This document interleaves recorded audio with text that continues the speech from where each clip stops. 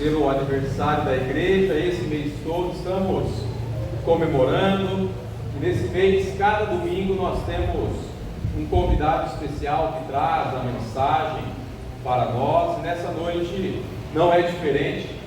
Essa noite quem irá trazer a mensagem para nós é o reverendo Paulo Bosque, pastor da Central de Araras, formou junto comigo no seminário, um grande amigo que no seminário, que a vida, que o reino de Deus nos deu, né? Um jovem, como eu, um jovem um pouco mais velho, tem 62 anos, não parece, mas ele é jovem, né? Brincadeira, é um jovem como vários. Você chamar o reverendo Paulo Bosque aqui à frente, sua esposa também está com ele, né? Você está lá com o Ian, né? Na salinha. Ele já tem um filho Ian, que é lindo, apesar de ser desse jeito, fraco de aparência, mas o filho dele é maravilhoso, né? Deus abençoe. Um grande amigo, pastor aqui da Central de Araras. Estarei orando com ele. Ore também, feche seus olhos, estenda suas mãos para cá. Vamos estar orando pelo pastor Paulo. Senhor Deus, obrigado pela vida do reverendo Paulo, por essa noite tão especial, que é uma noite de culto ao Senhor, mas também é uma noite de aniversário. Te peço, Deus, que esteja usando o seu vaso como um instrumento do Senhor, Pai, sendo um canal da sua mensagem para nós, Pai. Te peço, como peço em todas as orações, que possamos sair daqui, Deus, essa noite, como aqueles dois homens que andavam no caminho de Emaús, que dizia: ardia o nosso coração quando a sua palavra é exposta. Então que o nosso coração possa sair daqui ardendo, pegando fogo pela sua palavra, pelo seu reino, fazendo a sua vontade, sendo mais parecidos contigo, Senhor Jesus. E é no seu nome que eu oro, agradecido. Amém e amém.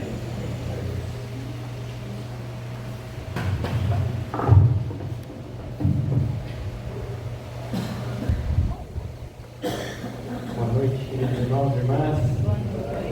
Que a graça e a paz do nosso Senhor esteja conosco em todo o tempo, que o Espírito dele nos envolva em sua esfera de adoração.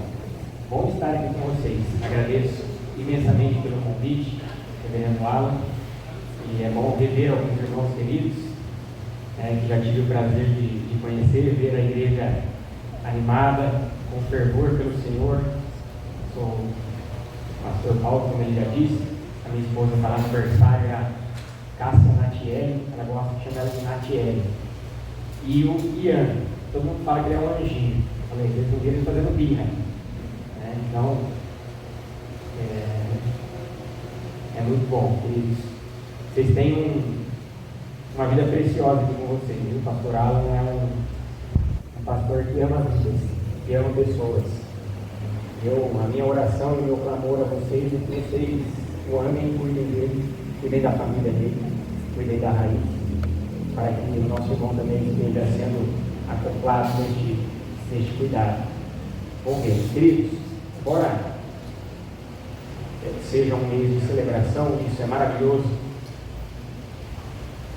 eu gostaria de trazer um assunto que, no final das contas, vai acabar nos levando a um espírito de celebração. Mas, num primeiro momento, eu gostaria de trazer algumas situações que o nosso país está passando, especialmente o sul do nosso país, e que, ao que nos consta, vai se perdurar ali por um bom tempo. Para que nós possamos falar sobre essa realidade, eu gostaria de convidá-la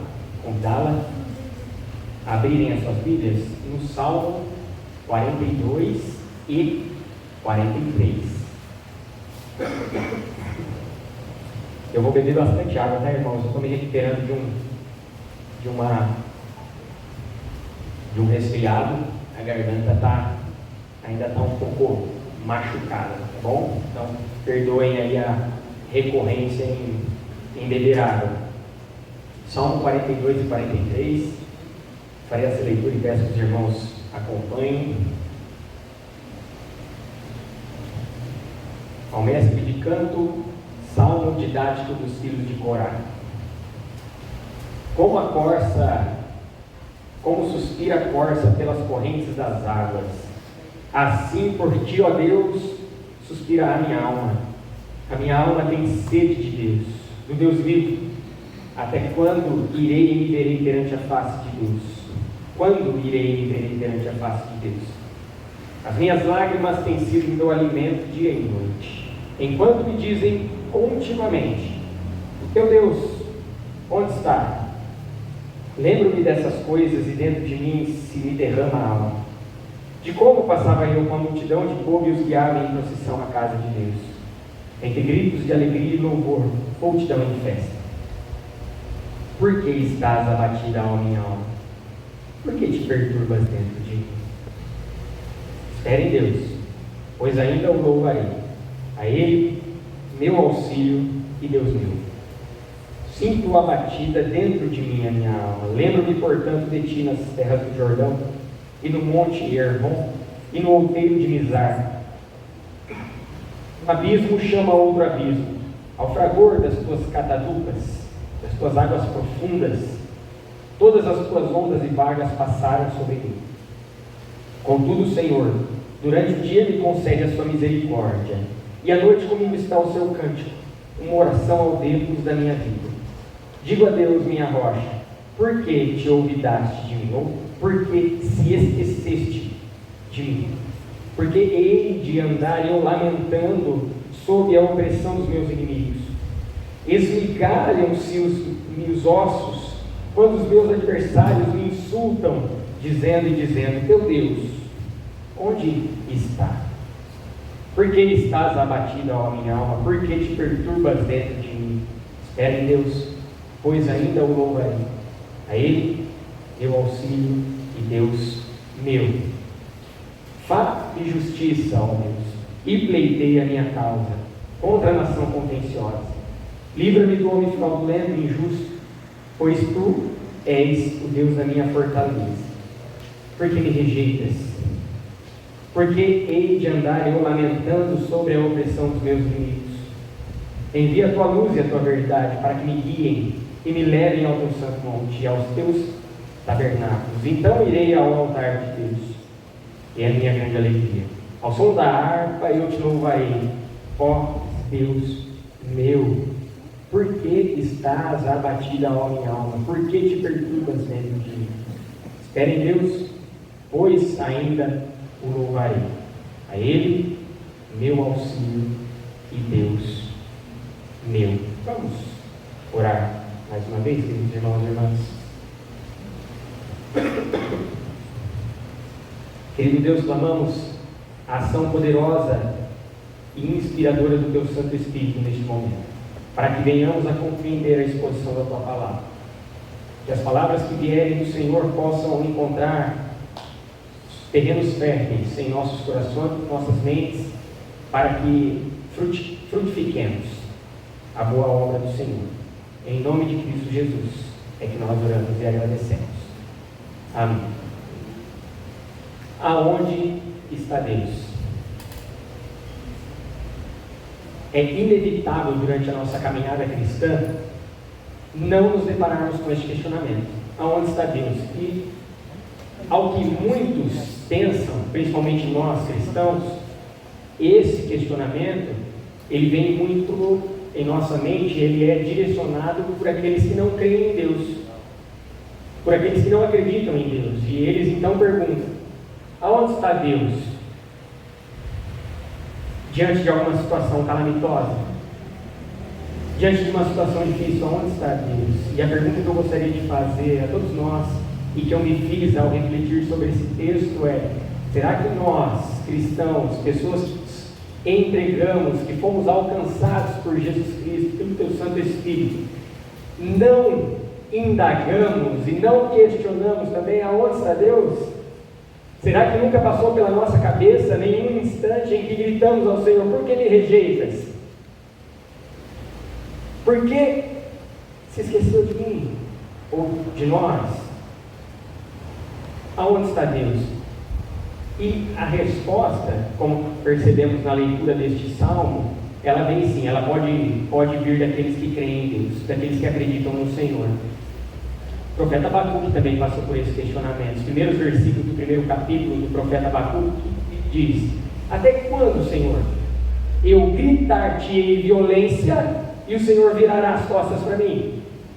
Até quando eu clamarei para que o Senhor socorra a nossa nação, e o Senhor virará a sua face e não mostrará o teu poder? Embora nós tenhamos aqui no início do Salmo 42 a seguinte descrição, indicando o salmo didático dos filhos de Corá, é muito provável que ele tenha sido direcionado aos filhos de Corá, mas escrito por uma outra pessoa, o maior escritor de todos os salmos, Davi. Eu fiz a leitura do 42 e do 43 porque também, apesar de haver essa divisão em nossa Bíblia, ele é considerado apenas uma canção, apenas uma poesia. A isso nós percebemos devido às suas evidências internas.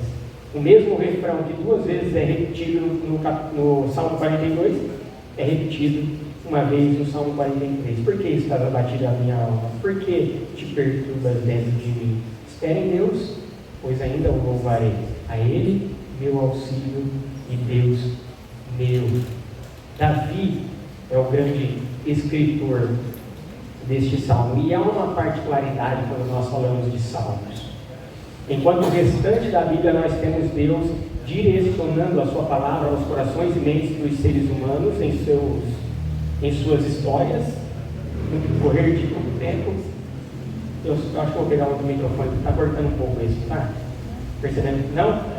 Então é para mim, estou sentindo um cortezinho. Mas às vezes é uma impressão minha só. Enquanto no restante da Bíblia nós temos Deus direcionando as suas palavras aos corações e mentes dos seres humanos em sua história, no decorrer do tempo, os Salmos é a expressão do coração do homem derramado por meio de uma oração ao Senhor. Óbvio e claramente que nessa dinâmica do derramar, do desnudar do homem diante de Deus, nós temos o Senhor direcionando o seu povo da mesma forma, ensinando, instruindo, motivando. Nesse salmo não é diferente. O salmo conhecido, o salmo de lamento, onde Davi, ele se derrama diante de Deus. Ele coloca o seu coração de maneira nua diante do Senhor. A sua alma desnudada em clamores, porque Davi é acometido por enorme angústia. Os estudiosos vão dizer, é muito difícil a gente conseguir datar os salmos. Os salmos, eles são entendidos à medida do seu uso, primariamente.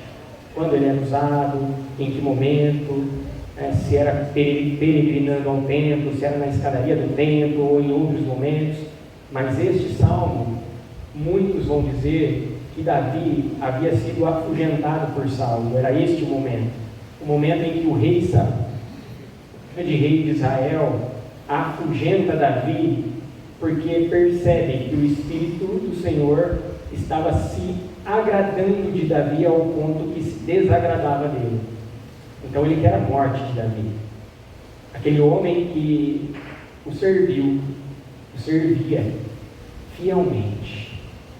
Davi, por conta dessa fuga, ele é restrito o contato com tudo e com todos aqueles que ele amava, inclusive o santuário. E é por isso que ali no versículo 2, no finalzinho do 2 do 42, ele vai dizer: quando irei e me verei perante a face de Deus? Davi está afastado do santuário, da presença do santuário, e neste tempo, neste contexto, para este povo, o santuário era a representação da própria presença do Senhor. Deus, na sua sabedoria, na sua bondade, ele decidiu revelar-se de umas formas, e quando nós olhamos para o Antigo Testamento, ele decide revelar-se por meio do templo. Não que Deus se enclausura dentro do templo, obviamente que não, e Davi sabe muito bem disso, até porque se nós nos achegarmos ao Salmo de número 139 de Davi, ele vai dizer: para onde fugirei da tua presença, Senhor? Se subo aos céus, lá está. Se monto a minha cama no mais profundo abismo, lá estás também. Davi sabia, e é por isso que Davi, mesmo afastado da presença do santuário, do templo, ele está clamando a Deus. Mesmo neste momento onde ele recita, pensa, reflete sobre este salmo, onde ele está longe da presença de Deus, no seu santuário. E por que isso faz tanta falta para Davi também? E traz grande angústia para este homem? Porque ele está afastado da comunhão, porque ele está afastado do ajuntamento, porque ele não pode ter contato com aquelas pessoas que ele ama e não pode louvar com elas. Então por isso que ali no versículo 4 ele vai dizer: lembro-me destas coisas, e dentro de mim se me derrama a alma, de como eu passava com a multidão em povo, e os guiava em procissão à casa de Deus, entre gritos de alegria e louvor, multidão em festa. Só que Davi não tinha mais o contato, nem com o santuário, nem com as pessoas que ele louvava, que ele se alegrava, que ele cantava, que ele adorava, que ele se ajuntava para render todo o louvor a Deus. Davi era acometido por enorme angústia neste enclausuramento, nesta fuga, nesta solidão, neste desalento. E é por isso que na primeira parte do refrão deste salmo nós temos essa linguagem de morte. Uma linguagem de morte, a primeira parte desse refrão. Por que estás abatida, ó minha alma? Por que te perturbas dentro de mim? E aqui é um abatimento de desfalecer. A vitalidade está indo embora. Ele está dizendo: por que a minha vida está se esvaindo? Por que eu não percebo mais vitalidade? Por que eu não vejo mais sentido na minha existência? Por quê? Por que te perturbas? Por que perde a esperança? Por que se entrega? Linguagem de morte, porque Davi é acometido por uma enorme angústia, ao ponto dele dizer que as lágrimas eram o seu pão, dia e noite. Pão é o alimento mais importante para eles. Davi está dizendo: não é o pão que está me alimentando, são as lágrimas, constantemente. Tamanha angústia deste homem. Davi chega a dizer: por que me rejeita, Senhor? Os inimigos estão esmigalhando os meus ossos. E o questionamento principalmente vem a Davi: aonde está o teu Deus, Davi? Você que o serve, você que foi fiel a este homem chamado Saul, grande rei de Israel, cujo Espírito do Senhor repousou, agora ele te persegue, querendo te cortar a cabeça, Davi. Aonde está o teu Deus? Aonde está o teu Deus, Davi, quando você só chora e nem consegue comer? Aonde está o teu Deus, Davi, quando as adversidades, os sofrimentos, as calamidades alcançam a sua vida a ponto de esmagar os seus ossos? Aonde está o teu Deus, Davi? E esse questionamento, como eu disse, não vem apenas de fora, mas o próprio Davi diz: por que me rejeita, Senhor? Por que te olvidaste de mim? Por que se esqueceste de mim? Davi está em enorme angústia. Como nós vemos muitas pessoas hoje, especialmente no sul do nosso país, acometidos por enorme angústia. E muitos deles, cristãos, homens fiéis a Deus, mulheres fiéis a Deus, podem estar perguntando: aonde está Deus? Aonde está Deus quando a minha criança foi arrancada de mim? Aonde está Deus quando mais de 160 pessoas morrem de maneira tão trágica? Aonde está Deus quando mais de 2 milhões de pessoas são afetadas diretamente por essa tragédia? Aonde está Deus? Tem rejeitado o Senhor? Tem esquecido Deus? Aonde está Deus? Aonde está Deus nas pessoas que estão desaparecidas e na angústia do coração daqueles que aguardam, talvez só esperando as águas baixarem para que possam encontrar os seus corpos já desfalecidos. Aonde está Deus? Aonde está Deus quando não tem mais água para beber? Aonde está Deus quando o alimento é racionado e você vê o seu filho gritando com fome? Onde está Deus quando essa angústia intensa toma conta da nossa vida, da nossa existência e nos deixa a ponto de dizer: por que minha vitalidade está indo embora? Por que está abatido a minha alma? Por que perde as suas esperanças dentro de si? Por que te perturbas? Por que o desalento? Por que o desconsolo? Por que o caos? Por que a perversidade? Aonde está Deus? Te olvidaste de mim? Tem se esquecido, Senhor? Aonde está Deus? Aonde está Deus em meio à tragédia? Até quando rejeitará, Senhor?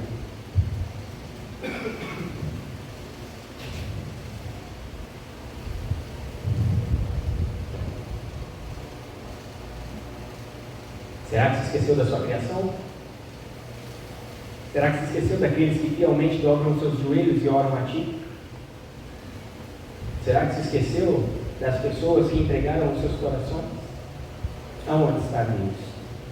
Esse questionamento que está na cabeça de muitas pessoas, não apenas lá, mas de diversas outras, sejam crentes ou descrentes, era o que tomava conta do coração de Davi. Mas quando nós voltamos para o texto, quando nós olhamos para essa poesia, para essa bela canção de Davi, nós percebemos que Davi tem em Deus o seu refúgio. Nós percebemos que diante de todos os questionamentos, inclusive do próprio homem que viria a tornar-se rei de Israel, Deus como seu auxílio, como seu ajudador, como o seu Deus.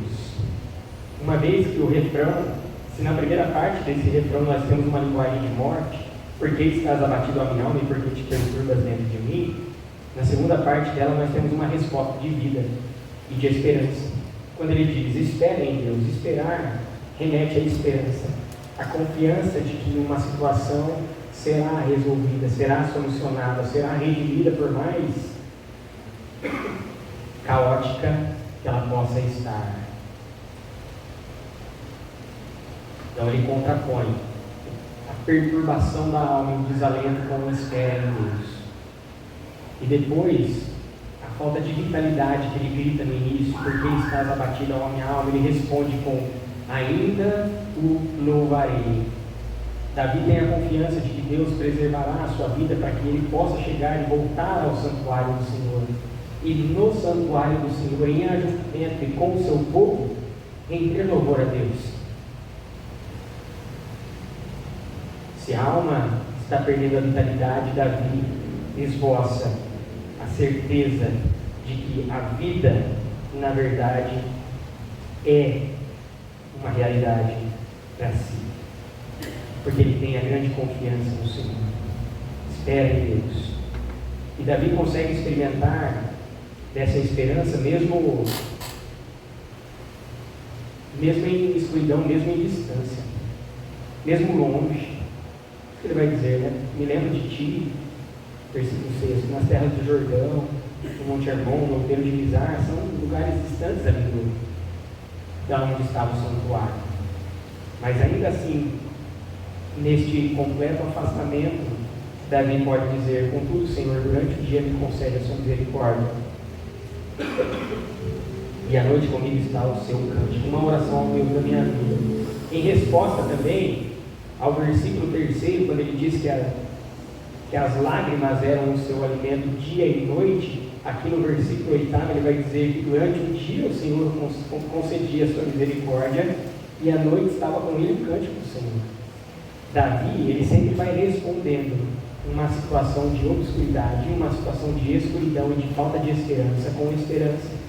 Percebe? Quando ele diz lá no versículo 3, eu não me alimento de pão, mas as lágrimas por conta da minha angústia têm se tornado meu alimento. Aí no versículo 8 ele vai dizer, diante de tudo isso, Na verdade, quem me acompanha, quem é o meu pão, quem é o meu alimento, quem é a minha guia, é a sua misericórdia, Deus, durante o dia, o seu cântico, durante a noite. Deus é o auxílio de Davi. Se nós podemos perceber que uma grande angústia toma conta do coração deste homem, nós podemos perceber que Deus é o seu auxílio. Independentemente da situação terrível pela qual ele se encontra, ele consegue perceber no meio de tudo isso um fio de esperança, aquela fagulha que é capaz de se alastrar. E aí na última parte do refrão dele ele vai dizer: a ele meu auxílio e Deus meu. E aqui meu auxílio, algumas traduções vão trazer Salvador. A palavra hebraica que nós temos aqui é Yeshua. Yeshua, salvação, Salvador, redenção. Davi sabe que Deus é o seu Salvador. E ele continua esboçando essa esperança quando ele no Salmo 43 ele diz: envia, Senhor. Versículo 3 do Salmo 43.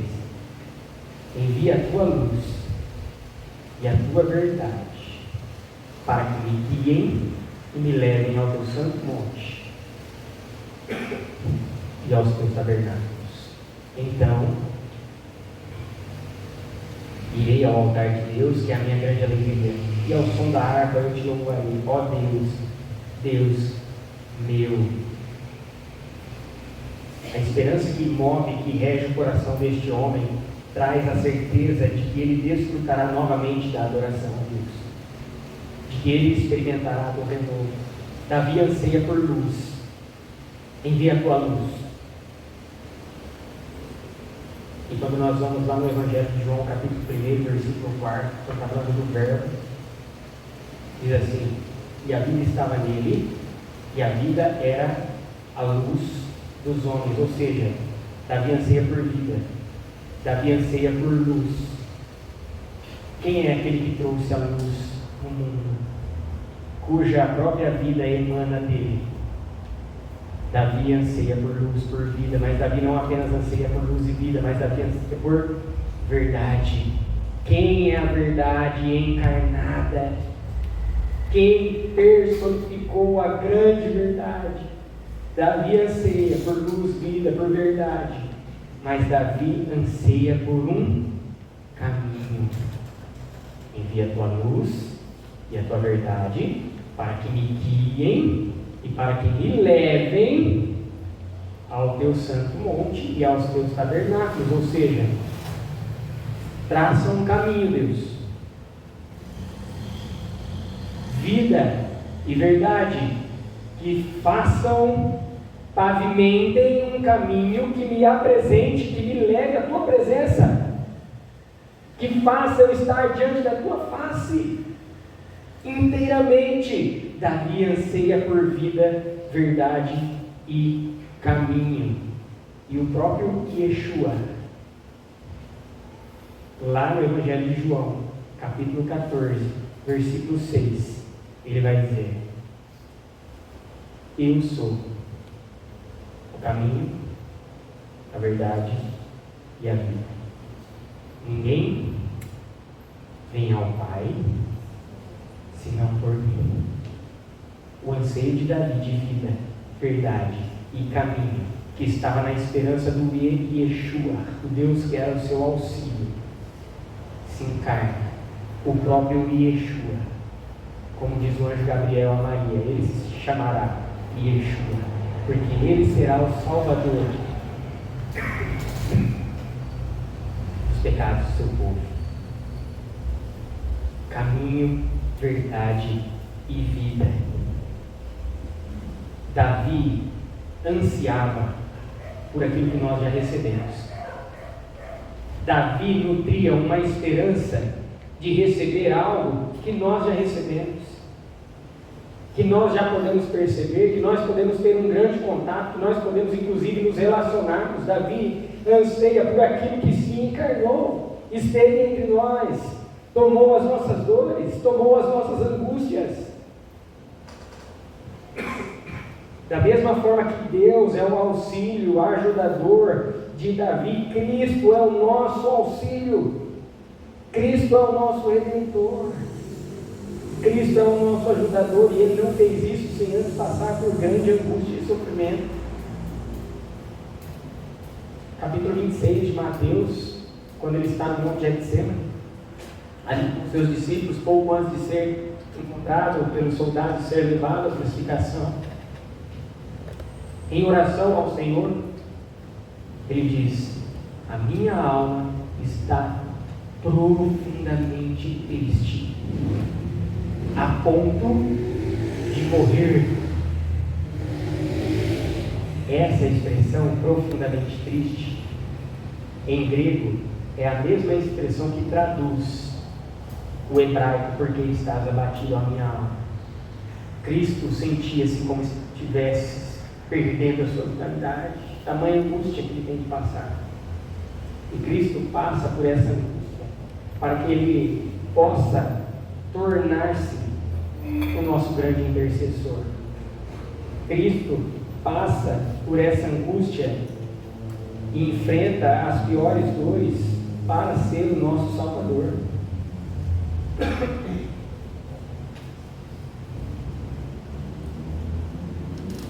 É dessa forma, encarnando a esperança que Davi cantava, que Cristo nos acolhe, que Cristo se torna o nosso abrigo, que o teu Santo Espírito é aquele que nos envolve em seu abraço. Jesus Cristo é aquele que mostra aonde está Deus. Aonde está Deus? O anseio de tantos, aonde está Deus? Seja de Davi, seja dos que enfrentam Davi, sejam dos nossos irmãos lá no sul do nosso país, sejam de tantas outras pessoas que chegam aonde está Deus. Jesus mostra onde está Deus, mostra que Deus está no seu santo lugar, mostra que Deus está com a sua majestade exuberante, que Ele carrega e continua carregando constantemente o seu esplendor. Mas Jesus mostra também que, embora Deus esteja acima de tudo e de todos, Deus não está aquém de tudo e de todos. Jesus mostra que Deus não é um Deus que se esqueceu do seu povo. Jesus mostra que Deus é um Deus que não é alheio à dor e ao sofrimento daquele que clama, embora muitas vezes não seja no tempo daquele que clama a resposta divina de Deus. Jesus mostra que Deus é aquele que inclina os teus ouvidos e sim, não está desconectado de todo sofrimento que atinge o seu povo. Que Deus é um Deus presente, que Deus é um Deus próximo, que Deus é um Deus que abraça, que Deus é um Deus que distribui cuidado, amor, misericórdia. Mas aonde está Deus em meio a toda essa tragédia que nós estamos passando? Está em meio a um sorriso de pessoas aliviadas porque conseguiram fazer um resgate bem sucedido. Aonde está Deus? Está em abraço de pessoas exaustas, mas que não param e não esmorecem no recebimento de donativos, na arrumação de donativos e na distribuição de donativos. Aonde está Deus no meio dessa tragédia toda? Está no cuidado que homens e mulheres estão envidando aqueles que tanto sofrem nesta hora.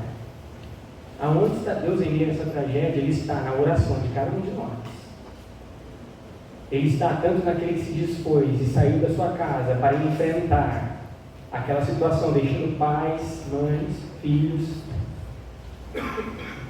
trabalho, mas também naqueles que estão aqui e que mesmo na impossibilidade de estar lá, intercedem, oram. Aonde está Deus? Está em cada oferta que nós compartilhamos com aqueles que precisam, em cada recurso enviado por nós aqueles que estão ajudando aquelas pessoas. Aonde está Deus?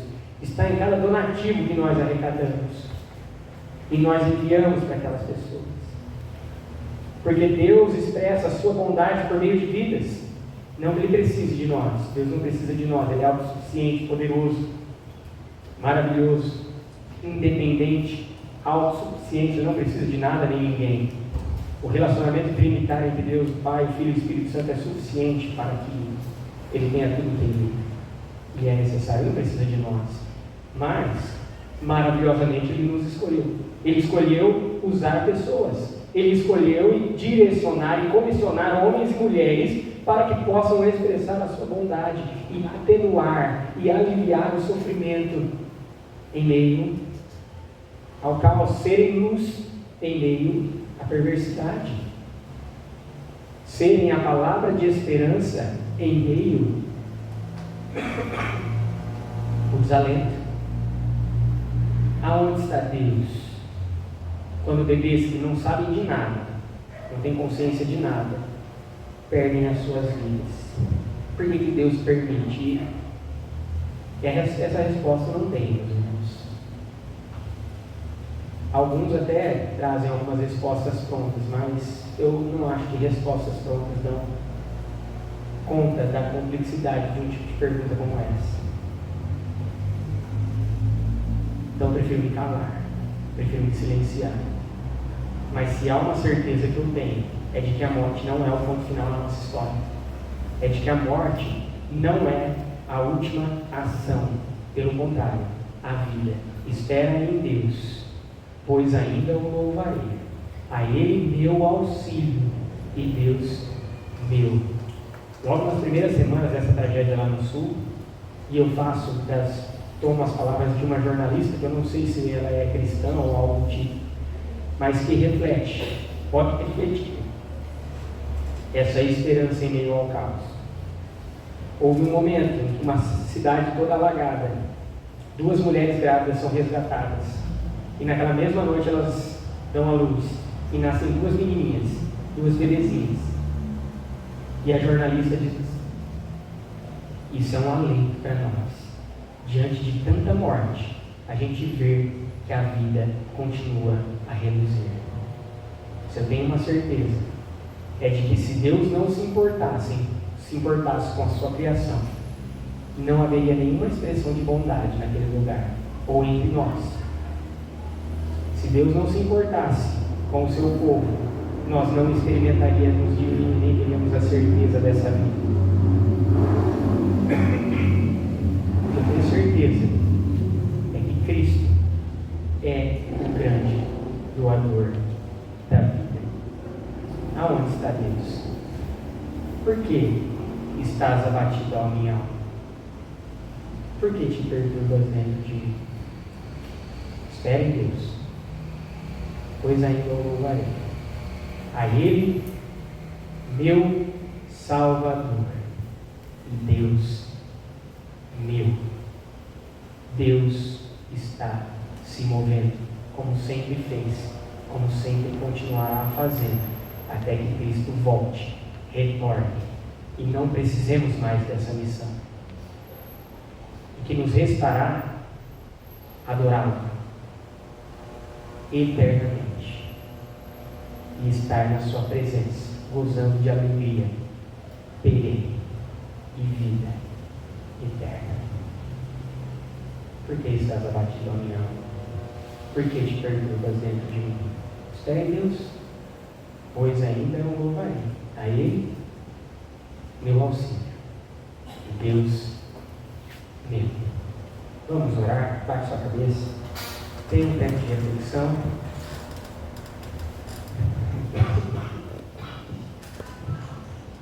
E depois o silêncio será quebrado com oração audível.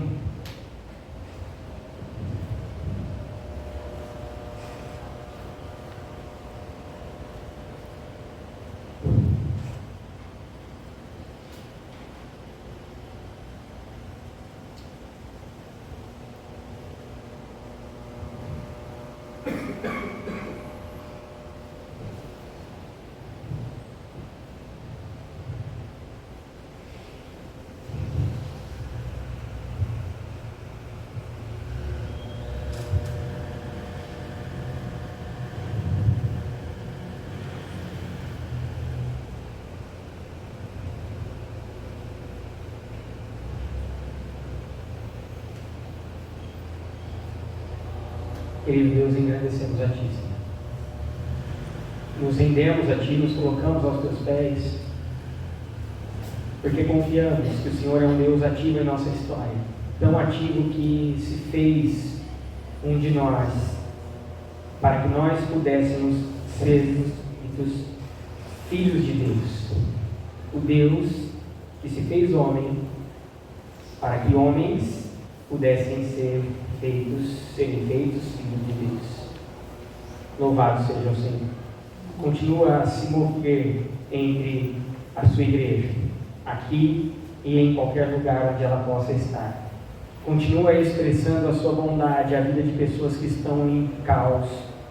Continua a mover a sua esperança a corações que estão desalentados. Continua a mostrar a tua luz, a tua verdade a pessoas que estão confusas. Continua a mostrar por meio de homens e mulheres que assumiram o compromisso de serem representantes do Senhor aqui e agora. Continua mostrando que a vida é o ponto final da nossa história, e não a morte, e não a destruição. Aonde está Deus? Está no seu santo lugar e está se movendo entre a sua igreja, hoje e sempre estará. Nós oramos em nome de Cristo Jesus, a vida encarnada, a verdade encarnada, o caminho encarnado, aquele que é capaz de nos levar ao santo monte, aos tabernáculos do Senhor, a sua presença. Ninguém vem ao Pai senão por Ele. É no nome dele, no nosso Yeshua Salvador, que nós oramos e agradecemos a Deus. Amém.